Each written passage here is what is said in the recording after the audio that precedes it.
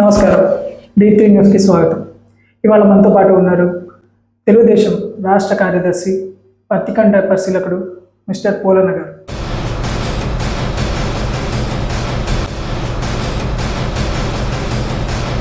Cement పోలంగా ఉన్న మీరు రాజకీయాల వైపు రావడానికి ప్రధాన కారణం అని ఒక సంఘంలో ఉపాధ్యక్షుడిగా పనిచేశాను. ఉపాధ్యక్షుడిగా వచ్చి ఏమేమి మనకి ఏ విధంగా పోతే మనకి రాష్ట్రంలో ఎన్నో పార్టీలు ఉన్న తెలుగుదేశం పార్టీనే చూస్ చేసుకోవడానికి గల కారణం. ఎన్టీ రామారావు ఎప్పుడైతే రాజకీయ పార్టీ పెట్టి ఆయన గెలిచినాడో మాలాంటి వాళ్ళకి, అంటే మా పెద్దలకు మాలాంటి వాళ్ళకి దేశం మొత్తం మన రాజధాని గురించే డిస్కషన్ జరుగుతుంది. ఈ టైంలో జగన్ గారు మావిగన్ అనే ఒక కాన్సెప్ట్ తీసుకొచ్చి ఆయన ఒక మూర్ఖుడు. మరి 5 ఏళ్లలో ఏం చేశాడు అతను? మావిగానే పెట్టుకోవచ్చు కదా, మేమేమైనా కాదన్నామా? 3 రాజధానులు తీసుకొచ్చావు, వైజాగ్ అన్నావు, కర్నూలు అన్నావు. స్టిల్ వైసీపీ పార్టీకి 40% ఓట్ షేర్ ఉంది. కానీ జగన్ గారు ఎక్కడ అసెంబ్లీ సమావేశాలు అతను మగం చూసి ఏ రోజు వేసింది. ఎంతో కొంత రాజశేఖర్ రెడ్డి కొన్ని పథకాలు తీసుకొచ్చినాడు. ఆ రాజశేఖర్ రెడ్డి అభిమానంతో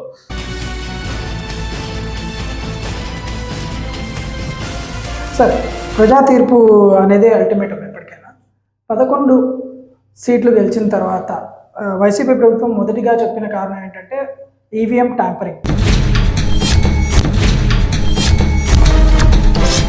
11 సీట్లు అని మీరు అంటున్నారు కదా, రాజకీయాల్లో ఇది సహజమే అని అంటున్నారు.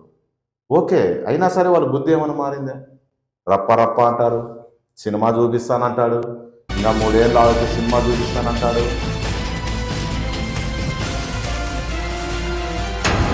నమస్కారం సార్. నమస్కారం అండి. సార్ చెప్పండి, మీ ప్రయాణం గురించి చెప్పండి.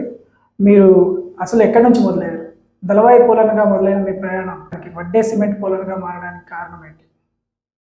మాది గతంలో మేము వర్క్ అంటే మాది కాంట్రాక్ట్ ఫీల్డ్. మా నాన్నగారు టైం అయితేనేమి, తర్వాత మొన్నటి వరకు కూడా మేము సిమెంట్ సంబంధించిన పరిశ్రమల్లో మేము వర్కులు చేసుకుంటూ కొన్ని అలవాటు అయ్యేదాని కొద్దీ కొంతమంది ఏమవుతారంటే ఇంకా ఆ పేరుని అట్లే యాడ్ చేసుకుంటూ అదే అట్లే పబ్లిసిటీ అయిపోతుంది కదా.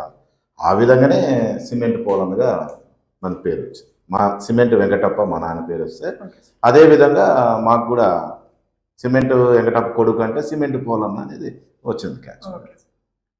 సో సిమెంట్ పోలంగా ఉన్న మీరు రాజకీయాల వైపు రావడానికి ప్రధాన కారణం ఏంటి? మిమ్మల్ని ప్రేరేపించిన అంశం ఏంటి? మాది వడ్డెర కులం అండి. వడ్డెర కులంలో చాలా ఒకవేళ బీసీ ఏగానే ఉన్నాం మేమైతే సమాజానికి. సో వెనకబడిన వాళ్ళు ఎవరైనా ఉన్నారంటే బీసీలలో వడ్డెర కులం ఒకటి చాలా వెనకబడింది. మా వాళ్ళు ఎంతవరకు ఉన్నా కానీ రాళ్ళు కొట్టడము, క్వారీలలో పనిచేయడము ఇట్లా వెనకబడింది. చదువుకున్నా కానీ ఉద్యోగాలు అనేది అంత రేర్. ఎక్కువ చదివి లేకున్నా ఏదో కష్టపడి చదివినా కానీ ఆ చదవడానికి ఉద్యోగాలు మాకు రిజర్వేషన్ ద్వారా కూడా చాలా వరకు ఇబ్బంది పడుతుంది. ఏదో 100కు 1000కో ఒకటి చదివితే దానికి ఉద్యోగాలు వచ్చే పరిస్థితి లేదు. సో ఆ విధంగా మమ్మల్ని గుర్తించే విధానానికి ఏది కావాలి? ముందుకు రావాలి. సేవా కార్యక్రమంలో మా కులాన్ని ఇంకా పైకి తీసుకురావాలి. అసలు వాళ్ళ స్థితిగతులు ఏంది? మేము క్వారీలలో తిరిగినాము, రాయి కొట్టినాము, వాళ్ళు రోజుకి ఎంత పని చేస్తున్నారు, ఎంత కోరుతున్నారు, ఎంత కొడితే వాళ్ళకి ఎంత డబ్బులు వస్తున్నాయి, ఇంత కష్టపడి ఇంత ఒక రాయిని చీల్చి ఈ విధంగా కష్టపడితే కూడా మాకు గుర్తింపు లేదు. పనిముట్ల కింద చూస్తున్నారు తప్ప వాటిని మేము మళ్ళీ దాచిపెట్టుకొని తిరగాలి. ఏమి ఫారెస్ట్ వాళ్ళు వస్తారు, గవర్నమెంట్ రెవెన్యూ వాళ్ళు వస్తారు, ఈ విధంగా వస్తారు. మాకు వేరే సోర్స్ లేదు. సో అట్లా రాయి కొట్టేది కూడా, గుంతలు తొగేది కూడా, కెనాల కాలువలు తవ్వుతుంటూ బిల్డింగ్లు కడుతూ, తర్వాత ఈ డ్యాములు కూడా మేము కట్టడానికి అప్పుడు ఆ కాలంలో ఆ విధంగా వృత్తి చేసుకుంటూ వచ్చారు. ఇప్పుడు కనుమరుగైపోయింది. యంత్రాలు వచ్చేసి ఈ మిషన్లు వచ్చినాయి, బోర్బండ్లు వచ్చినాయి పగలగొట్టడానికి. అంతకుముందు చెత్త తీసుకొని వచ్చి కాల్చి రాళ్ళు పగలగొట్టి ఒకటి తీసే విధానము మా వడ్డర. కష్టపడినా కానీ మా వాళ్ళకి ఫలితం లేకుండా పోతుంది. దీనికి ఏంది మూలం, దీనికంటూ ఏంది, ఏం చేయాలి అని ఒక సంఘంలో ఉపాధ్యక్షుడిగా పనిచేశాను. ఉపాధ్యక్షుడిగా వచ్చి ఏమేమి మనకి ఏ విధంగా పోతే మనకి లబ్ధి పొందుతుంది అనే ఉద్దేశంతోనే రాజకీయాలకు రావడం. రాష్ట్రంలో ఎన్నో పార్టీలు ఉన్నా తెలుగుదేశం పార్టీనే చూస్ చేసుకోవడానికి గల కారణం? తెలుగుదేశం పార్టీ బడుగు బలహీన వర్గాల పార్టీ. మనము గతంలో కూడా మనం చిన్న వయసులో ఉన్నప్పుడే 83లో పుట్టింది ఎన్టీ రామారావు వచ్చినారు. మా పెద్దలు కూడా తెలుగుదేశానికే ఎక్కువ సపోర్ట్గానే ఉంది. సో వడ్డెర క్యాస్ట్ అనేది ఎందుకంటే ఆ కాలంలో గుర్తించి ఎన్టీ రామారావు గారు కొన్ని పనిముట్లు ద్వారా ఉండడం, మా వాళ్ళకి కొంత సాయం చేసి, తర్వాత మాది సంచార జాతుల్లో ఒకటి అనమాట, అది బీసీఏగా ఇచ్చారు. మేము గుంతలు బాయిలు తొగాలంటే అక్కడికి ఇక్కడికి ఈ ఊరు పడితే ఇప్పుడు అనంతపూర్ పడితే కర్నూలు పడితే ఏదో ఆత్మకూరు, ఈ విధంగా మా పెద్దలు తిరుగుతూ ఉండేది. వాళ్ళకంటూ ఒక స్థానం లేదు, ఒక ఇది లేదు. ఎన్టీ రామారావు ఎప్పుడైతే రాజకీయ పార్టీ పెట్టి ఆయన గెలిచినాడో మాలాంటి వాళ్ళకి, అంటే మా పెద్దలకు మాలాంటి వాళ్ళకి పక్కా ఇల్లు, రేషన్ కార్డు, తర్వాత బట్ట, ఈ విధంగా ఎక్కడ పడితే అక్కడ ఇది కావడంతో అక్కడ అందువలన ఆ ప్రయాణమే ఈరోజు కూడా టీడీపీకి మా ఒడ్డరు నేనంటే నేనే కాదు, ఒడ్డెర కులం అనేది దాదాపుగా ఇప్పుడు ఒకవేళ ఇంత టెక్నాలజీ ప్రకారంగా అయినా కూడా మాకు 80% తెలుగుదేశం పార్టీని నమ్ముకున్నాం. సార్, తెలుగుదేశం పార్టీ మీద ఎంత నమ్మకంగా మాట్లాడుతున్న మీరు పుట్టపర్తి కాన్స్టిట్యూషన్ నుంచి ఇండిపెండెంట్గా నామినేషన్ వేయడానికి గల కారణం ఏంటి? ఇండిపెండెంట్ కాదండి, తెలుగుదేశం పార్టీ రెబల్గా చేశాను. ఎందుకు వేసానంటే అక్కడ కొన్ని కారణాల వల్ల ఆ సీటు వెనకబడిపోతుంది. తర్వాత దాదాపుగా 2014లోనూ నారా చంద్రబాబు నాయుడు మాటిచ్చారు. సరే విత్డ్రా చేసుకున్నారు మా వాళ్ళు. సరే మీకు ఏదో ఎమ్మెల్సీ ఇస్తాము, మీకు మీ కులాన్ని తీసుకొని వస్తామని చెప్పేసి మా పెద్దలు అప్పుడున్నారు. ఆ విధంగా కాలం తెరుస్తాం. మళ్ళీ 2019లో కూడా ఆ విధంగానే. 2024లో నారా చంద్రబాబు నాయుడు అయితేనేమి, నారా లోకేష్ బాబు అయితేనేమి పిలిపించి మీ కులానికి చాలా అన్యాయం జరిగింది, రాష్ట్ర వ్యాప్తంగా దామాసా పద్ధతిలో మీకు 4 టికెట్లు రావాలి, 4 టికెట్లలో ఒక 2 ఎంపీలు, 4 టికెట్లు అంటే వాళ్ళు ఏమన్నారు, 2 ఎమ్మెల్యేలు, 1 ఎంపీ ఇస్తామని చెప్పేసి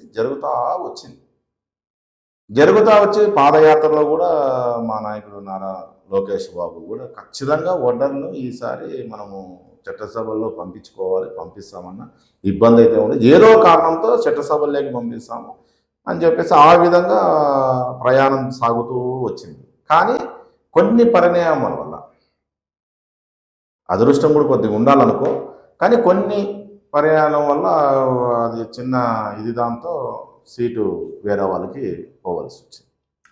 సార్, రీసెంట్గా పవన్ కళ్యాణ్ గారు మాట్లాడుతూ కులరహిత రాజకీయాలు కావాలి అని మాట్లాడడం జరిగింది. సార్, కులాలు నిజంగా రాజకీయాలని ఎంత ప్రేరేపిస్తాయంటారు? ఇప్పుడు మనం ఇప్పుడున్న విధానంలో అప్పుడు మనిషి మానవుడు, ఇప్పుడు కులం. మా కులం వాడు సీఎం అయినాడు, మా కులం వాడు డిప్యూటీ సీఎం అయినాడు. ఈ విధంగా కొంతమంది రాజకీయ లబ్ధ కోసము కులాన్ని ముందుకు తీసుకొచ్చి రెచ్చగొట్టే విధానంలో కొంతమందికి ఇది, అందరూ అనేది ఏం లేదు, ప్రజలు అమాయకులే, కార్యకర్తలు అమాయకులే, మిగతా వాళ్ళు కూడా అమాయకులే. వాళ్ళ రాజకీయ లబ్ధి కోసము కులాల్ని ముందుకు తీసుకొని రావాల్సి వస్తుంది. వాళ్ళు తీసుకొని వచ్చేటప్పుడు దానికి మనం ఏం చేయలేం కదా. అది బురద. ఈ కాలంలో ఆంధ్రప్రదేశ్లో ఇప్పుడు కులపిచ్చి అనేది ఎక్కువైపోయింది. అది చినిగి ఇంకా ఇదైపోయింది. కుల వ్యవస్థకి తీసుకొచ్చారు. ఆ విధంగా కొంతమంది రాజకీయ నాయకులు కుల వ్యవస్థలుగా తీసుకొచ్చారు. ఇప్పుడు కొంచెం హాస్యాస్పదమైన ప్రశ్న వచ్చేది మీకు. సార్, మన గురించి మనం ఒకలా ఆలోచిస్తాం, మనల్ని అభిమానించే వాళ్ళు ఒకలాగా ఆలోచిస్తారు, మనల్ని ఆపోజ్ చేసే వాళ్ళు ఒకలాగా ఆలోచిస్తారు. కానీ మన గురించి ఇప్పుడున్న టెక్నాలజీ, ఇప్పుడున్న ఏం ఆలోచిస్తాయంటే, మీ గురించి ఏలో ఒక క్వశ్చన్ అడిగితే, అసలు ఎవరి పోలన్న గారు అని చెప్పి ఒక క్వశ్చన్ అడిగితే టీడీపీ రెబల్ క్యాండిడేట్ అని వస్తుంది సార్. అసలు ఎందుకు మీకు ఆ పేరు వచ్చింది సార్? అసలు రెబల్ క్యాండిడేట్ అనే పేరు మీకు ఎందుకు వచ్చింది? టికెట్ మనకి ఆల్మోస్ట్గా అయిపోయింది. లాస్ట్ మూమెంట్లో ఇప్పుడు మా వాళ్ళు కూడా ఉన్నారు కదా, నాకు పెద్దలు ఉంటారు, మా కులం ఉంది నా వెనకల, బీసీ సోదరులు ఉన్నారు, వీళ్ళంతా ఉన్నారు. లాస్ట్ వరకు టికెట్ సిమెంట్ పోలని అనేసి ఇదైతే ఏకదమ్మన వేరే వాళ్ళకైతే ఆ రియాక్షన్ ఏ విధంగా ఉంటుంది ఒత్తురు ఆలోచించే. ఇప్పుడు మా కులస్తులు మాకు కూడా ఒక టెంప్టేషన్ ఉంటుంది కదా, అప్పుడు ఏది ఎక్కడ అని చూడలేం కదా, మా కులం మేము చూసుకోవాలి కదా. మెయిన్ మా కులం ఎందుకు వచ్చిందని మీరు అప్పుడు అడిగినారు. కులం ఎందుకు వచ్చిందంటే మాది అక్కడ ఉంది, దాన్ని ఏం చేయాలి? మా కులాన్ని డెవలప్మెంట్ చేసుకోవాలంటే నాకు రాజకీయం కావాలి, రాజకీయంతోనే సాధం, రాజకీయంలోనే సవరణ అయ్యేది. మేము ఎస్టీ జాబితా అడుగుతున్నాము.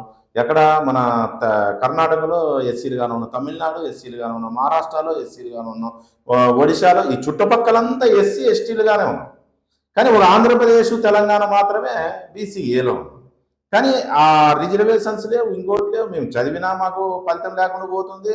ఈ విధంగా ఒక రాజకీయం ఉంటే దాన్ని ఏదో మేము మా ఇంప్లిమెంటు, మా యొక్క కష్టాలు సాధనలు ముఖ్యమంత్రి ద్వారా గుండను, రాష్ట్ర ప్రభుత్వ ద్వారా గుండా ఏదో విధంగా ముందుకు తీసుకోవాలనే ఉద్దేశంతోనే మనం వాడికి వచ్చాము.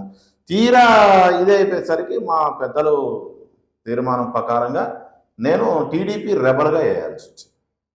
ఓకే సార్, కూటమి ప్రభుత్వం గవర్నమెంట్ ఫామ్ చేసి 2.5 సంవత్సరం కావస్తుంది. ఇంకో 2.5 సంవత్సరం మాత్రమే ఉంది. ఈ 2.5 సంవత్సరంలో జరిగిన అభివృద్ధి ఏంటి? ఇంకో రాబోయే 2.5 సంవత్సరాల్లో ఏం చేయబోతున్నారు? దీని గురించి మా ప్రజలకి ఏదైనా. 2 సంవత్సరాలు అయింది పూర్తిగా అయిపోయి, ఇంకొక నెల నడుస్తుంది. 2.5 సంవత్సరం కాలే, ఇంకా 3 సంవత్సరాలు ఉంది.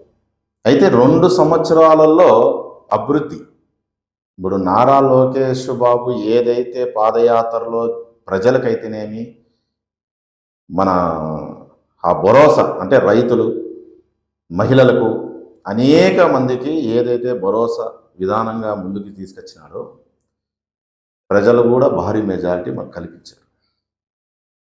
ఆ మాటల ప్రకారంగా ఏదైతే మా నారా లోకేష్ బాబు ఒక స్కూల్ అయితేనేమి డెవలప్మెంట్ తీసుకొచ్చారు. ఈరోజు మీరు ఒకరు గమనించండి, గవర్నమెంట్ స్కూళ్ళల్లో ఏ రోజైనా పేపర్కి వచ్చే అంత స్కోరు ఎప్పుడైనా వచ్చిందా పిల్లలకు? లేదు కదా, మీరే గమనించండి. ఈరోజు గవర్నమెంట్ స్కూల్లో చదివితే కూడా పర్సెంటేజ్ ప్రకారంగా ఎక్కువ వస్తున్నారు. ప్రైవేటు స్కూళ్ళతో పాటు గవర్నమెంట్ స్కూల్లో కూడా వస్తుందంటే ఇది ఒక డెవలప్మెంటే కదా. తర్వాత అమరావతి గత ప్రభుత్వం వైసీపీ పార్టీ ఏం చేసింది? 5 ఏళ్లలో శవాలు ఉంచుకునే పనికి వస్తుంది, శ్మశానం మాదిరి ఉంది, రాజధాని ఇక్కడెందుకు కడుతున్నాడు, నీళ్ళన్నీ వచ్చి వంకలు పారిపోతున్నాయి, ఈ విధంగా అల్లరి చేసింది. 2 ఏళ్లలోనే దాన్ని పూర్తిగా ఇంప్లిమెంట్ చేశాం. కంపెనీలు, అనేకమైన కంపెనీలు, హాస్పిటల్స్, స్టార్ హోటల్స్, తర్వాత కేంద్రంకి సంబంధించిన సంస్థలకి భూమి అప్పగించినాము. తర్వాత సిఆర్డే కింద ఇప్పుడు హైకోర్టు, ఇలా అనేక రోడ్లు, అనేకవి మనం పనులు స్టార్ట్ చేసి అభివృద్ధి తీసుకెళ్ళి తర్వాత వైజాగ్ ఐటీ హబ్ మననే గూగుల్ తీసుకొచ్చాం. తర్వాత చిత్తూరు డిస్టిక్లో, ఉమ్మడి జిల్లాలో తిరుపతి దగ్గర బుల్లెట్ తయారు చేసేది తీసుకొచ్చాం. తర్వాత సత్యసాయి జిల్లాలో విమానాలు తయారు చేసేది తీసుకొచ్చాం. కియా అంతకుముందు వచ్చిండేది. తర్వాత సోలార్ ఎక్కడైనా చూడండి, విండో పవర్ సోలార్. ఈ విధంగా కర్నూలు జిల్లా మెగా హబ్గా తీసుకొచ్చాం. త్వరలో హాస్టికల్ హబ్ కూడా మేము ఏర్పాటు చేయబోతున్నాం 1,00,000 కోట్లతో. తర్వాత కర్నూలు డిస్టిక్లో జొన్నగిరి, మొన్ననే 2 రోజుల కిందనే సీఎం నారా చంద్రబాబు నాయుడు వచ్చి దాన్ని ఓపెనింగ్ కూడా చేయడమైంది. అది ప్రోడక్ట్ కూడా రెడీ అయ్యి ఆల్రెడీ సేల్స్ మేడ్ ఇన్ ఆంధ్రప్రదేశ్గా వాళ్ళు ముద్రించి మార్కెట్లో కూడా వదలడం జరిగింది. ఇవన్నీ 2 ఏళ్లలో తీసుకొచ్చినవి. దాదాపుగా 24 లక్షల కోట్ల రూపాయలు మాకు ఎంఏఓ అయినాయి మా నాయకుల కృషితో. నారా లోకేష్ బాబు అయితేనేమి, నారా చంద్రబాబు నాయుడు అయితేనేమి, పవన్ కళ్యాణ్ అయితేనేమి, కూటమి ప్రభుత్వం కేంద్రం సహకారంతో 23 లక్షల కోట్ల రూపాయలు మనం ఎంఓ చేసుకున్నామంటే ఇంకా ఈ 2 ఏళ్లలోనే ఇంత అయింది. మరి 5 ఏళ్లలో ఎంత చేయాల్సింది వాళ్ళు ఒకతూరు గమనించుకోవాలి. తర్వాత మా లక్షణం ఒకటే, బడుగు బలహీన వర్గాలకు మేము చిన్న చిన్న పారిశ్రామికవేత్తలుగా తీసుకురావడం ఒకటి. తర్వాత ఉద్యోగాలు 20 లక్షల ఉద్యోగాలు ఈ 5 ఏళ్లలో ఇవ్వాలనే సంకల్పంతో మేము ముందుకు పోతున్నాం. తెలుగుదేశం పార్టీ చేసిన అభివృద్ధి మీరు ఒక పక్క సంక్షేమం కూడా చూసుకోండి. భారతదేశంలో ఏడన్నా కానీ 4,000 రూపాయల పింఛన్ ఎక్కడన్నా ఉందా? మొదటి 4,000 పింఛన్ ఇస్తున్నాం. తర్వాత తల్లికి 100 ఇస్తున్నాం. తూచా తప్పుకోకుండా ఎక్కడ ఒక నెల అటు ఇటు కాకుండా రైతులకు సంవత్సరానికి 20,000 రూపాయలు ఇస్తున్నాం. ఇది మేము చెప్పినది. చెప్పంది కూడా వికలాంగులకు ఫ్రీ బస్సు, లేడీస్కు ఫ్రీ బస్సు. అంటే ఒక పక్క లోటు బడ్జెట్ ఉన్న ప్రజలకు కావాల్సిన అనుకూలంగా వాళ్ళకి ఇబ్బంది పడకూడదనే ఉద్దేశంతో ఇటు సంక్షేమము ఇటు అభివృద్ధి రెండు సమన్వయంగా తీసుకుపోతున్నాం. ఇటు మీరు ఇరిగేషన్ చూసుకోండి, ఇరిగేషన్లో చూసుకోండి ఎంత మేము డబ్బులు ఖర్చు పెడుతున్నాం, రైతులకు కావాల్సిన నీళ్లు మనం ఇస్తున్నాం. ఇటు రోడ్ల ఖర్చు చూసుకోండి, పవన్ కళ్యాణ్ 4,000 కోట్ల రూపాయలు డిప్యూటీ సీఎం విడుదల చేసి గ్రామీణ ప్రాంతాల్లో కూడా సిమెంట్ రోడ్లు అయితేనేమి, ఎన్ఆర్ కింద కూడా సిమెంట్ రోడ్లు, కాలువలు, సైడ్ కాలువలు మేము వచ్చిన నెల 2 నెలలకే స్టార్ట్ చేసుకున్నాం. అంటే 2 ఏళ్లలో ఎంత పరిగెత్తుతుందో అభివృద్ధి ఒకరు ఆలోచన చేయండి. అదే 5 ఏళ్ళు 2014-19 మధ్యలో టీడీపీ పార్టీ, తెలుగుదేశం పార్టీ, అదే 19-24 కూడా ఇచ్చినింటే ఈరోజు ఆంధ్రప్రదేశ్ ఒక లెవెల్లో ఉంటుంది. ఇది గమనించుకోవాలా. 2 ఏళ్లలోనే మేము చేసినది కనీసం 5 ఏళ్ళైనా సరే ఒక తట్ట మట్టి ఎత్తినారా, ఒక బిల్డింగ్ ఏమైనా కట్టినారా, కనీసం ఒక్క ఉద్యోగం ఏదన్నా మేము ఏమి చేసాం? ప్రభుత్వం రాగానే 16,000 పైచీలకు మేము గవర్నమెంట్ ఉద్యోగాలు ఇచ్చాం, డిఎస్సి ఉపాధ్యాయులుగా. దానికి కూడా తప్పుపడుతున్నారు, కోర్టుకు వేస్తున్నారు. అయినా సరే మేము జయించి ఈ విధంగా ప్రతిపక్ష నాయకులు ఏం సన్నగడ్డం పడుతున్నారా అంటే కోర్టుకు పోతున్నారు. ఇది తప్పంటారు, అది తప్పంటారు. ఆడ బలయ్యేదెవరు? ప్రజలు. అది గమనిస్తున్నారా? ఓట్లు అడుగుతున్నారు ప్రజలకు జాబ్ కాలెక్టర్ దారకుండా సంవత్సరం నేను 4 లక్షలు ఇస్తాను, 5 లక్షలు ఇస్తానని వైసీపీ పార్టీ అధికారంలోకి ఆ మాట చెప్పి అధికారంలోకి వచ్చింది. 19 నుంచి 24 వరకు కనీసం ఒక్క సంవత్సరం అన్న ఆయన ఉద్యోగం ఇచ్చినాడా? ఒక్కరికన్నా గవర్నమెంట్ ఉద్యోగం వచ్చినాయా? మీరు అది గమనించుకోండి. ఈ 2 ఏళ్లలో అంత అభివృద్ధి మేము చేయగలం. ఇంకా 3 ఏళ్లలో చూడండి ఇంకా ఎంత అభివృద్ధి అవుతుందో. కానీ గత ప్రభుత్వం ఏమంటుందంటే ఇంకా 3 ఏళ్ళు మనం కళ్ళు మూసుకుంటే మన ప్రభుత్వమే వస్తుంది, ఇంకా 3 ఏళ్ళు కళ్ళు మూసుకుంటే అన్నీ జరిగిపోతాయి, ఇంకా 3 ఏళ్ళు కళ్ళు మూసుకుంటే ఈ ఈవీఎం ట్యాంపరింగ్లు ఇవన్నీ లేకుండా మన ప్రభుత్వమే వస్తుంది అని అంటున్నారు సార్. దీని గురించి మీరు దేనికి మూసుకోవాలి కళ్ళు? మరి నేను అడుగుతున్నాను, వైసీపీ నాయకులను అడుగుతున్నాను, దేనికి మూసుకోవాలి కళ్ళు? అంటే అభివృద్ధి చూడొద్దండి అని కళ్ళు మూసుకోవాలా వాళ్ళ నాయకులు? ఇక్కడ అభివృద్ధి పరుగులు పడుతుంటే కళ్ళు మూసుకోవాలా? లేకపోతే ప్రజలు తండోపలుగా చంద్రబాబు సీఎం వచ్చినప్పుడు, నారా లోకేష్ వచ్చినప్పుడు వీళ్ళు తండోపలుగా ప్రజలు అభిమానంతో వస్తుండే చూసి కళ్ళు మూసుకోవాలా? ఎవరు మూసుకోవాలా? వైసీపీ నాయకుల? ఏముంది వాళ్ళు మూసుకొని చేసేది ఏముంది? వాళ్ళు ఏదైనా చెప్పుకుంటే దానికి ఏమైనా ఉందా? ఒక్కటి చూపిండి. 5 ఏళ్లలో మేము పలాంది మేము సొంతంగా తీసుకొచ్చాము. ఇప్పుడు మేము చెప్తాం మా నాయకుడి గురించి, వీళ్ళు ఏమైనా చెప్పగలరా జగన్మోహన్ రెడ్డి గురించి? బీసీలని అన్యాయంగా చంపి పడేసరి, ఎస్సీ ఎస్టీలని మాస్క్ అడిగిన దానికి డాక్టర్ సుధాకర్ని ఏ పరిస్థితి చేశారు? పిచ్చెక్కిచ్చి చంపేసరి. బీసీ నాయకులు ఆ పిల్లోడు వాళ్ళ అక్కని ఏదో కామెంట్ చేశాడని చెప్పి అమర్నాథ్ అని ఆ పిల్లోడిని పెట్రోల్ పోసి అంటించేసారు. ఈరోజు శాంతిభద్రతల గురించి కూడా మాట్లాడుతున్నారు. సిగ్గు కాదు ఇంకా వాళ్ళకి? ఏదైనా రోడ్ల మీదకి వచ్చి జనాలను తీసుకొని వచ్చి రోడ్ల మీద చేసి అల్లరి చేసేది మంచి పద్ధతి కూడా కాదు. అభివృద్ధి దిశలో పోతుంది, పరిశ్రమలు కూడా రావాలా. నీ మాదిరి కాదు ఇది అభివృద్ధి. ఆంధ్రప్రదేశ్ విడిపోయిన తర్వాత ఎంత లోటు ఉందో నువ్వు ముఖ్యమంత్రిగా నువ్వు గతంలో ఉన్నావు కాబట్టి నీకు కూడా దీని పరిస్థితులు తెలుసు. ఏదన్నా ఒక చిన్న అలిగేషన్ వస్తేనే పరిశ్రమలు వస్తాయా? సిగ్గు లేకుండా ఇవన్నీ రాకూడదు. అభివృద్ధి దిశలో ఆంధ్రప్రదేశ్ పోతుంది. చంద్రబాబు నాయుడు బ్రహ్మాండంగా పనిచేస్తున్నాడు. అందుకు కళ్ళు మూసుకోండి 3 ఏళ్ళు. ఇంకేం చెప్పుకుంటాడు అతను? సార్ నిజంగా రాష్ట్రానికి అభివృద్ధి జరగాలంటే ఏ పార్టీ అయినా సరే నిజంగా 2 టర్మ్స్ అధికారంలోకి రావాల్సి ఉంటుందా, లేదా 5 సంవత్సరాల్లోనే పూర్తి చేసి వాళ్ళ మన్ననలు పొంది ఇంకోసారి మళ్ళీ ప్రభుత్వాన్ని ఏర్పాటు చేయాలా? దీని గురించి మీరేమంటారు? ఏదైతే అభివృద్ధి చేస్తుందో ఆ పార్టీ, తెలుగుదేశం పార్టీనే మీరు ఒకటి గుర్తుపెట్టుకోండి.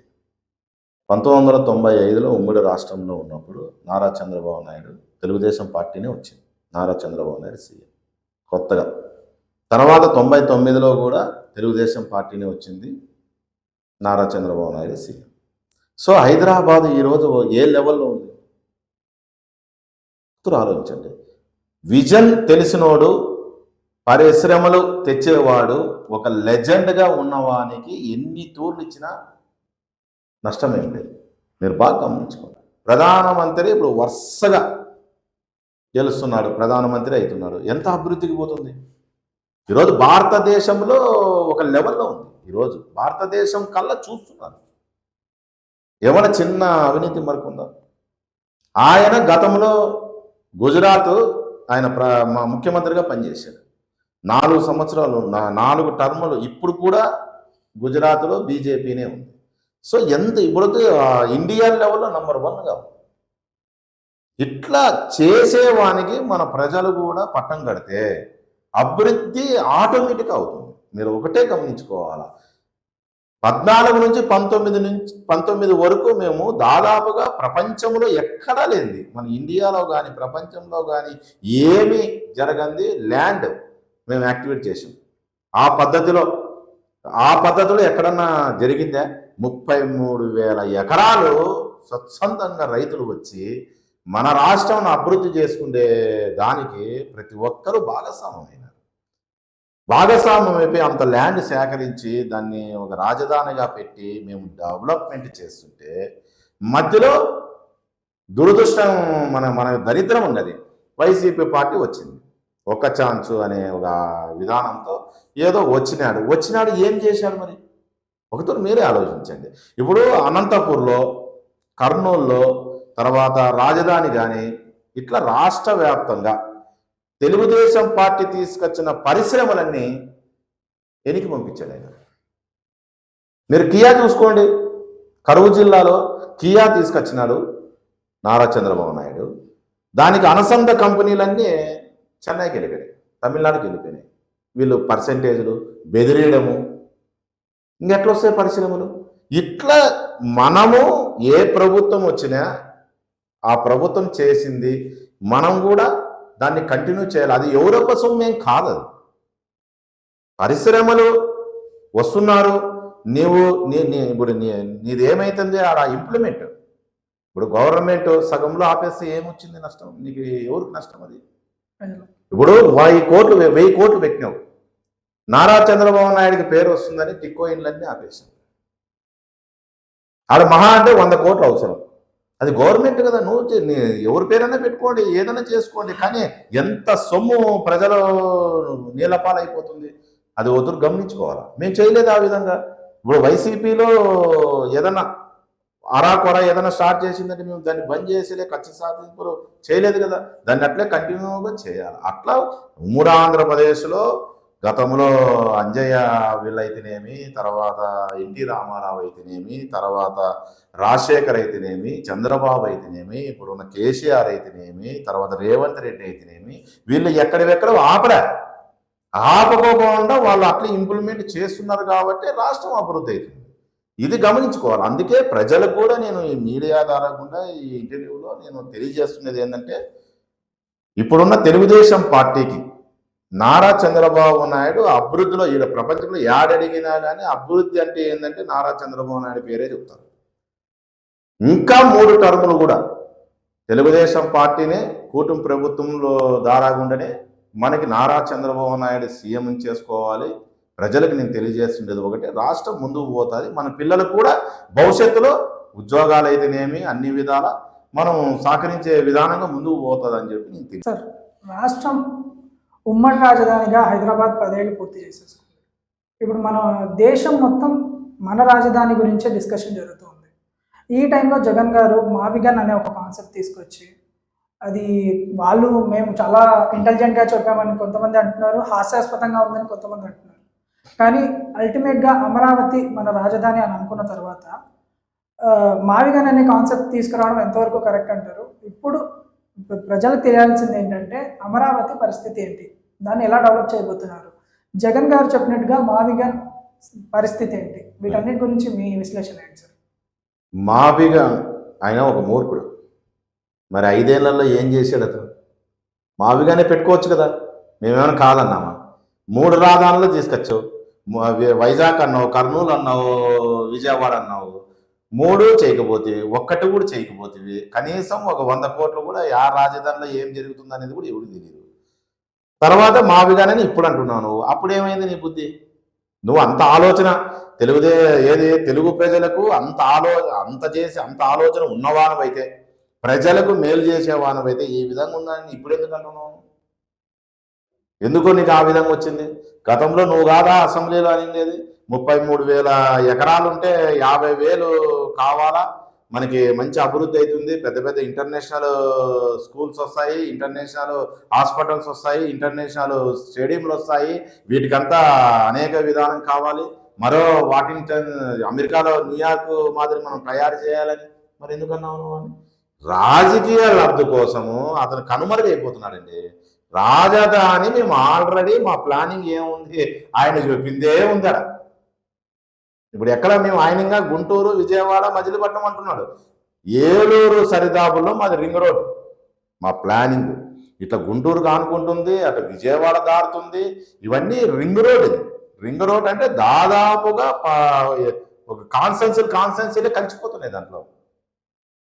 దాన్ని కాపీ కొట్టి ఊరికి ఏదో ఇప్పుడు ప్రజలు ఏదో ఒకటి ఆయన ప్రతిపక్ష హోదాకు లేదనుకో, జగన్మోహన్ రెడ్డి ఒక ఎమ్మెల్యే, ఒక పార్టీ అధినేత, ఏదో ఒకటి మాట్లాడాలా. ఏది మాట్లాడుకోకుండా ఉంటే ఏముంటుంది? ఇంకా ఉండే కార్యకర్తలు కూడా ఏదో పనులు చేసుకుంటే యాదవ పార్టీలోకి దూరిపోతుంటారు. అందుకే ఏదో ఒక బురద చల్లాలా గవర్నమెంట్కి. మళ్ళా వీడు పొరపాటున ఇతను ఏదన్నా ఇదైతే పరిశ్రమలు మళ్ళీ వాళ్ళ పరిస్థితి ఏంది అని ఆలోచన చేయాలి. ఇవన్నీ బురదసల్లే వ్యవహారాలు అన్నమాట. అది పిచ్చిది ఒకటి ఉంది ఛానల్. ఒక్కటన్నా నిజం ఉందే వాళ్ళు మాట్లాడే దానిలో? నేను 99 చెప్తాను, మీరు మాట్లాడే ప్రతి ఒక్కటి ఆరోపణలు చేస్తున్నారు, ఒక్కటనే నిరూపించగలుగుతున్నారా? అన్ని ఆరోపణలు చేసిరి. ఇప్పుడు మా బీసీ మంత్రి అచ్చెన్నాయుడిని అరెస్ట్ చేసిరి, కొల్లు రవీంద్రని అరెస్ట్ చేసిరి, బీసీలు అందరినీ అనగొట్టాలని చెప్పేసి ఇష్టం వచ్చిన అరెస్ట్ చేసిరి, ఆరోపణలు చేసిరి. ఏమన్నా ఒక్కటనే నిజం ఉందా? చంద్రబాబు నాయుడిని అరెస్ట్ చేసిరి, నిరూపించుకోగలిగారా? అబద్ధాలు. అధికారం ఉందని మదిగంతో అప్పుడు ఆ గతంలో చేయడం, ఇప్పుడు కూడా అదే విధాలతో బురద సలడం నేర్చుకున్నారు తప్ప ప్రజలకు ఎలాంటి నష్టము లేదు. బ్రహ్మాండంగా మన రాజధాని ఈ 3 ఏళ్లలో చూడండి, నెక్స్ట్ టర్మ్ వచ్చేది కూడా కూటమి ప్రభుత్వమే. మళ్ళా కూడా ఇంకా ఆ లెవెల్లో తీసుకుపోతాం అనేది కూడా ఒకసారి ఆలోచన చేసుకోండి. మీరు ఒకసారి ఆలోచన చేయండి. ఒకటి చిన్న చెప్తాం మీకు. గూగుల్ ఫస్ట్ ఏమన్నాడు? వాళ్ళకి ఏమైనా వేరే పని లేదా, ఆ పని లేదా, ఏదుందని వస్తారు, అది ఇదని ఊరికే కోట్లు ఖర్చు పెడుతున్నారు, ఆడు తిరుగుతున్నారు, ఈడు తిరుగుతున్నారు అని మీడియా గురించి మీడియాలో కూర్చొని మాట్లాడి, గూగుల్ వాళ్ళు వచ్చి బహిరంగంగా వాళ్ళు భూమి పూజ అవన్నీ చేస్తే ఇవన్నీ నేను గతంలోనే మాట్లాడినాను, ఏమేవో నేను చేసిండేది అని మళ్ళీ మాట్లాడాను. ఆడే స్పష్టత లేదు, ఆడే ఇది లేదు. లక్ష్మీ మీటర్ది ఒరిస్సాలో ఆయన 1,00,000 కోట్లు పెట్టుబడి పెట్టి చేస్తున్నాడు, మళ్ళా వీడికి ఈ పక్కనే ఉంది వైజాగ్ వచ్చి చేస్తాడా అని ఎగతాళి చేసి ఆయన వచ్చి ఇక్కడ భూమి పూజ అన్ని చేసేసరికి, ల్యాండ్ యాక్టివేట్ చేసుకుని భూమి పూజ చేసేసరికి నేనే మాట్లాడినాను, నేనే చేశానని. ఎక్కడ స్పష్టత? కనీసం ఒక్క దాంట్లోనన్నా ఒక స్పష్టత ఉంది అతనిది. గతంలో మరి స్టీల్ ఫ్యాక్టరీ మరి అన్ని రోజుల నుంచి ధర్నాలు చేస్తుంటే ఏం చేసాము? కార్మికులు ఈరోజు కపట నాటకాలు ఆడుతున్నావు, ముసలి కన్నీళ్ళు నడుస్తున్నాడు, వచ్చినాడు, ఏం చేసావు? మళ్ళీ అన్ని సంవత్సరాలు వాళ్ళు ధర్నాలు చేస్తున్నారు, స్టీల్ ఫ్యాక్టరీ ప్రైవేట్ పరంగా చేయొద్దండి, ఏ విధంగానే ఉండాలని చెప్పేసి. మరి అప్పుడు నువ్వు ఏం చేసావు? 5 ఏళ్లలో ఏం చేయగలిగినావు నువ్వు? కూటమి ప్రభుత్వం కాదా వచ్చి 11,000 కోట్ల రూపాయలు వాటికి కావాల్సే వాటికి ఇమీడియట్లీ శాంక్షన్ చేశారు కదా. కుటుంబ ప్రభుత్వమే కదా చేసిండేది. వాళ్ళకి 2 కోట్ల డబ్బులు మేము ఇస్తుంటే ₹1 సాలలే అంటాడు. ఎక్కడది? అతను తెలిసి మాట్లాడుతున్నాడా, తెలియక మాట్లాడుతున్నాడా గమనించుకోవాలా. ఒక నాయకుడు, ఒక ముఖ్యమంత్రిగా పనిచేసావు గతంలో, ఇప్పుడు బుద్ధి లేకపోకుండా వచ్చి మాట్లాడుతున్నాడు. ఇదేనా అతను చేసిండేది? అతనికి స్పష్టత లేదు, అతనికి పరిపాలన చేసేదానికి శాత కాదు. అందుకే ప్రజలు కూడా నీ శాత కాదులే, ఒక ఛాన్స్ చూశాము, 11 సీట్లు పరిమితం చేశారు. ప్రతిపక్ష నాయకుడు కూడా అరుగుడు కాకోకుండా చేశారు. అది గమనించుకోవాలి. సార్, మీ మాటల్లో మీకు తెలుగుదేశం పార్టీకి ఉన్న అనుబంధం అయితే అర్థమవుతుంది. కానీ 2024లో పుట్టపర్తి కాన్స్టిట్యూషన్ నుంచి మీరు నామినేషన్ వేశారు, తర్వాత విత్డ్రా చేసుకున్నారు. అధిష్టానం మీకు ఎలాంటి హామీ ఇస్తే మీరు విత్డ్రా చేసుకున్నారు అనేది మా ప్రశ్న సార్. మా అలయన్స్ ప్రకారంగా టికెట్ మా వడ్డెర క్యాస్ట్కి ఇస్తే 50,000 మెజార్టీ. సో అధిష్టానం కూడా కొన్ని సర్వేలు, ఇంకోటి అధిష్టానానికి కూడా తెలుసు. అధిష్టానానికి తెలిసి ఇది వడ్డర్ల టికెట్ వడ్డర్లకే కేటాయించాలనే ఉద్దేశంతో లాస్ట్ వరకు మీకే అనుకుని చెప్పుకుంటూ వచ్చారు. వచ్చిన తర్వాత ఏకదమ్మన ఇప్పుడు నాకు కూడా తెలుగుదేశం పార్టీ నాకు ప్రేమే కదా. తెలుగుదేశం పార్టీ ఇక్కడ ఓడిపోతుంది మనిషిని మారిస్తే. ఇప్పుడు మాకు వడ్డర్లకి ఇవ్వకుండా వేరే వాళ్ళకి ఇస్తే ఓడిపోతుందని తెలిసి మనం ఏ విధంగా ఇది చేయాలా? అందుకే నేను రెబల్గా చేయాల్సి వచ్చింది. రెబల్గా చేస్తే అప్పుడు మా అధిష్టానము మీరు విత్డ్రా ఎందుకు చేసుకున్నారని అడుగుతున్నారు. నేను రెబల్గా చేయడం జరిగింది. సార్ ఖచ్చితంగా ఇది బీసీల ఓటు, బీసీల సీట్, ఇది ఖచ్చితంగా బీసీలు గెలుస్తారు సార్. మీరు ఇచ్చిన మాట ప్రకారంగా మీరు మమ్మల్ని కంటెంట్ చేయండి, ఖచ్చితంగా మనం సీటు గెలుస్తుంది. ఇప్పుడున్న విధానాలలో దుర్మార్గుడు ఉన్నాడు అవతల అని మేము కూడా అడిగినాము. వాళ్ళు కూడా అదే చెప్పుకుంటూ వచ్చారు. ఏమని? ఒక్క సీటు ఉన్నా మనకి ఒక సీటు పోయినా మనకి నష్టమే జరుగుతుంది. మీరు అక్కడున్న వ్యక్తి కోపం మీద పార్టీకి అన్యాయం చేయొద్దండి. పార్టీ సూపర్, పార్టీ మైనస్లో పడకూడదు. మా వాళ్ళు చెప్పడం పెద్ద అధిష్టానం కూడా నీ ప్రభావం వల్ల దాదాపుగా 4 సీట్లు ఆ జిల్లాలో ఎఫెక్ట్ పడేటట్లుంది. నువ్వు ఈ ఒక్కదాన్ని ఇచ్చేయాలా ఏమన్నా కానీ అనేది నువ్వు చూస్తున్నావు. కానీ నీ ప్రభావం వల్ల 4 సీట్లు ప్రభావం ఎక్కువ చూపుతుందంటే ఇప్పుడు పార్టీ కదా మాకు ముఖ్యం. ఇవన్నీ ఆలోచన చేసి నీకు కావాల్సింది ఏంది? చట్టసభల్లో పంపించాలి. చట్టసభల్లో పంపించే బాధ్యత గతంలో ఏం జరిగినాయో తెలియదు. ఇప్పుడు నేను ఫుల్ హామీ ఇస్తున్నా, చట్టసభల్లో పంపించడం బాధ్యత నాది. నేనే వడ్డే వాళ్ళని ఈ విధంగా నేను చేస్తానని చెప్పి ఆయన గట్టిగా భరోసా ఇచ్చి మాట ఇవ్వడం జరిగింది.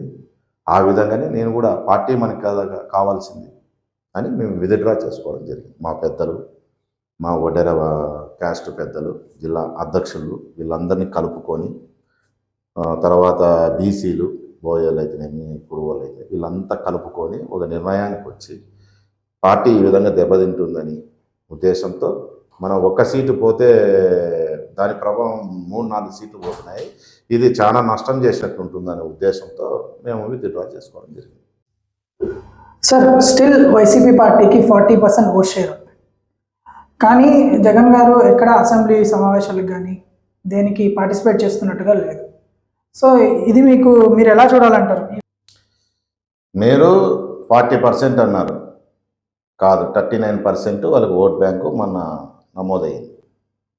39%లో వాళ్ళు గతంలో అతను కూడా ముఖ్యమంత్రిగా పనిచేశాడు కాబట్టి ఎంతో కొంత వాళ్ళకి అభిమానము, లేకపోతే రాజశేఖర్ రెడ్డి చేసిన అభిమానము ఎక్కువ ఉంది.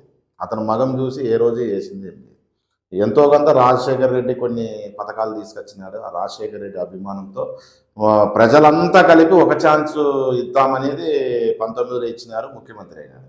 ఆ అరాచకాలు ఆయన చేసే పరిపాలన చూడలేక చాలా వరకు కూటమి ప్రభుత్వంకి ఓట్లు వేశారు. మిగిలిన ఎంతో కొంత లబ్ధి పొందిన వాళ్ళు ఆయనకి 30%, 39% వేసినారు అని అనుకున్నాం. ప్రతిపక్షం కూడా ఆయనకు లేకుండా పోయింది. ఈ 11 మంది అయినా కానీ న్యాయబద్ధంగా అసెంబ్లీకి వచ్చి అక్కడ ఉన్న ప్రజల కోసం వాళ్ళని గెలిపించిన ప్రజల కోసము ఏ ఒక్కటైనా మాట్లాడుతున్నారా? ప్రభుత్వము మాకు ఇది రాలేదు, మా నియోజకవర్గానికి రాలేదు, ఈ విధంగా వచ్చింటే అది రికార్డెడ్గా వాళ్ళు వివరణ ఇస్తారు, నువ్వు అడిగిన దానికి సమాధానము చెప్తారు. అది ఏం జరుగుతుంది అనేది, ఎందుకంటే అది రికార్డెడ్ దేవాలయం ఉన్నట్ల. ఆ అసెంబ్లీకే రానోళ్ళకి మరీ ఓట్ బ్యాంకింగ్ యాడ్ నుంచి వస్తుంది. ఇంకా నీకు ఇప్పుడు పోటీ చేయమను, సింగిల్ విజిట్ 11 సీట్లు కూడా రావు. ఇంకా అతను ఏం చేశాడని ఇప్పుడు 11 సీట్లు పెట్టుకొని సరే ఏమన్నా కానీ ప్రజలు తీర్పిచ్చారు, మనం పార్టీ ముందుకు పోదాము అని ఏమన్నా ప్రజల్లోకి వస్తున్నారా, లేకపోతే అసెంబ్లీకి పోతున్నారా, ఏమన్నా ప్రజల గురించి మాట్లాడుతున్నారా? ఒక్కటన్నా చూపించండి. సాక్షి మీడియా ఉంది, వాళ్ళు రూమ్లో ఏసీ రూమ్లో షిఫ్ట్ రాసిస్తే అది చదివేస్తున్నాడు, అది మీడియాలోకి వైరల్ చేస్తున్నాడు.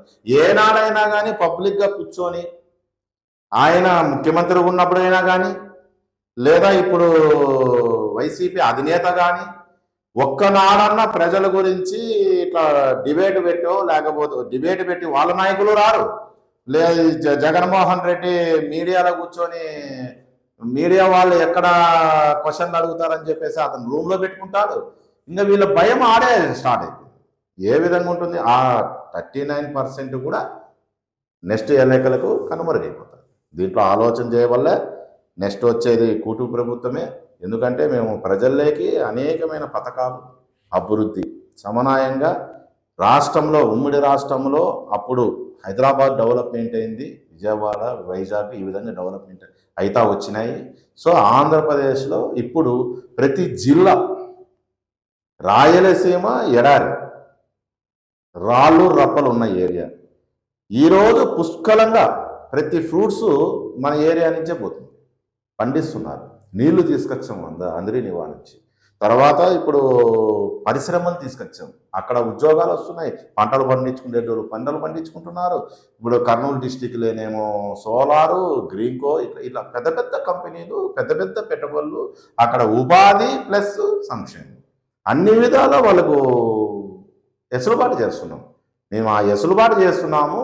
ప్రజలే కూడా అనేక పథకాలు, ఏది గ్రామ స్థాయిలోకి సంబంధించిన మనిషి కూడా మిస్ కాకోకుండా మా కార్యకర్తలు అయితేనేమి, మా నాయకులు అయితేనేమి ప్రతిదీ వివరించుకుంటూ వాళ్ళ ఏదైనా పొరపాట్లు ఉంటాయి, ఏదైనా ఉంటే కూడా అది సర్దుకుంటూ ముందుకు తీసుకుపోతున్నారు. తెలుగుదేశం పార్టీ కార్యకర్తలు అయితేనేమి, మా నాయకులు అయితేనేమి. ఇలా పోతుంటే మళ్ళీ నీకు 30% మాది వచ్చేస్తుంది, ఇంకా 3 ఏళ్ళు కళ్ళు మూడ్చుకొని అంటే ఏ విధంగా వస్తుంది? 5 ఏళ్ళు నువ్వు సీఎంగా ఉన్నప్పుడే 11 సీట్లకు పరిమితం చేశారు. ఈరోజు అడ్రస్ ఉండదు, ఆ పార్టీ కూడా కనుమరుగు అవుతుంది అనేది నా అభిప్రాయం. ప్రజా తీర్పు అనేది అల్టిమేటం. ఎప్పటికైనా 11 సీట్లు గెలిచిన తర్వాత వైసీపీ ప్రభుత్వం మొదటిగా చెప్పిన కారణం ఏంటంటే ఈవీఎం ట్యాంపరింగ్. దాని తర్వాత ప్రజల్లో కావచ్చు, కొత్తగా వచ్చే పరిశ్రమల్లో కావచ్చు, ప్రభుత్వం కనుక మారితే జరిగే పరిణామాలు ఎలా ఉంటాయి? సో మనం ఇప్పుడు కొత్తగా ఏదైనా స్టార్ట్ చేయాలి, కొత్త పరిశ్రమలు రావాలి అంటే మళ్ళీ ప్రభుత్వం మారితే మాకు ఇబ్బందులు ఎదురవ్వచ్చు. ఇలాంటివి ఆలోచించి కొత్త పరిశ్రమలు రావడం కానీ ప్రజల్లో కానీ కొంచెం భయభ్రాంతులు ఉన్నాయి సార్. వాళ్ళకి మీరు ఎలాంటి ధైర్యం చెప్తారు? గతంలో కొన్ని ఈ విధంగా చేయడము మనకి ఒకటి రాష్ట్రానికి నష్టమైంది. ఎందుకంటే దుర్మార్గమైన సీఎం వచ్చినాడు కాబట్టి వైసీపీ గతంలో అలాంటి దౌర్జన్యంగా చేశారు. పంపించడము, ఎనికి పంపించడము, పర్సెంటేజ్లు కుదరకడం, ఇంకోటో ఏవేవో చేశారు. చేసిన తర్వాత మళ్ళా మన ప్రభుత్వం, కూటమి ప్రభుత్వం వచ్చిన తర్వాత కొన్ని దానికి నిబంధనలు తీసుకొచ్చారు. నారా చంద్రబాబు నాయుడు అయితేనేమి, మన దేశ ప్రధాని అయితేనేమి మోడీ, మన దేశానికి ఇంత కూడా మచ్చ ఉండకూడదు, ఇతర దేశ వాళ్ళకి ఏ ప్రభుత్వం వచ్చినా కానీ వాటిని టచ్ చేయకోకుండా, వాళ్ళకి ఇబ్బంది పెట్టుకోకుండా సహకరించే విధానంగా ఇప్పుడు దాన్ని పకడ్బందీగా చేస్తున్నారు. ఇంకా ఎవరు వచ్చినా, ఏ ప్రభుత్వం వచ్చినా, ఎవడొచ్చినా దానిలోనే టచ్ చేసే విధానం అయితే లేదు. కేంద్ర ప్రభుత్వం అండర్లోనే ఉంటుంది, కేంద్ర ప్రభుత్వమే వాటిని చూసుకుంటుంది. తర్వాత 11 సీట్లు అని మీరు అంటున్నారు కదా, రాజకీయాల్లో ఇది సహజమే అని అంటున్నారు. ఓకే, అయినా సరే వాళ్ళ బుద్ధి ఏమైనా మారిందా? రప్ప అంటారు, సినిమా చూపిస్తానంటాడు, ఇంకా 3 ఏళ్ళు ఆగితే సినిమా చూపిస్తానంటాడు, నా పాదయాత్రలో సినిమా చూపిస్తానంటాడు. ఏమన్నా ఉందా? తగ్గింది అతనికి ఏమన్నా పొగురు? ఒకతూరు ఆలోచన చేయండి. యాడుంటున్నాడు ఆయన? 3 రోజులు తాడేపల్లిలో ఉంటే, 2 రోజులు బెంగళూరులో ఉంటే, మళ్ళీ 3 రోజులు హైదరాబాద్లో ఉంటున్నాడు. వాళ్ళ కార్యకర్తలకు వాళ్ళకే అందుబాటులో లేకపోతే ఒక పార్టీ నాయకుడు అతను ఇక ప్రజలకు ఏం అందుబాటులో ఉంటారు? అంటే ఎలక్షన్లో వస్తే వాళ్ళు వేస్తే గెలుస్తాము, లేకపోతే లేదనుకునే కదా నేను ఆలోచన. ప్రజాస్వామ్యంలో ప్రజా దాంట్లో హెచ్చుతగ్గులు కావచ్చు. మాది కూడా 40 ఏళ్ళ పార్టీ. మేము కంటెక్ట్ చేసిన దాంట్లో మేము 4 తూర్లు గెలిచాం, 3 తూర్లు ఓడిపోయినాం. మేము నిలబడినామే. మా కార్యకర్తలు అండదండలు పెట్టుకున్నాము, దగ్గర ఉన్నాము, మా నాయకులు పిలిపించుకొని నష్ట సాధనలు మనం ఎక్కడ మైనస్ అయినాము. ఇలాంటివన్నీ మేము చేసుకుంటూ వచ్చాం. పార్టీ మేము ఈరోజు పెట్టిండేది కాదు కదా. తెలుగుదేశం పార్టీ కూడా జాతీయ పార్టీతో సమానమే. ఆ విధంగా మేము అతను ఏంటుంది, ఎక్కడికి వచ్చినా కానీ ఏం చేస్తున్నాడు? డబ్బులు ఇచ్చి తోలుతున్నారు. మొన్న పాపం వాళ్ళు చనిపోయి వాళ్ళు బాధపడుతుంటే ఆడ డబ్బులు ఇచ్చి తోలి శవరాజకీయాలు చేస్తారు. ఇలాంటి వాడికి ఏ విధంగా ఉంటుంది? ప్రజలు గమనిస్తున్నారు, ప్రజలు సున్నంగా ఉన్నారు. ఇప్పుడు పొరపాటు అయితే చేయరు. అతనికి మళ్ళా అల్టిమంగా రాజ్యాన్ని కట్టిపెట్టే దిశలో మన ఆంధ్రప్రదేశ్ ప్రజలైతే ముమ్మాటికి లేదు.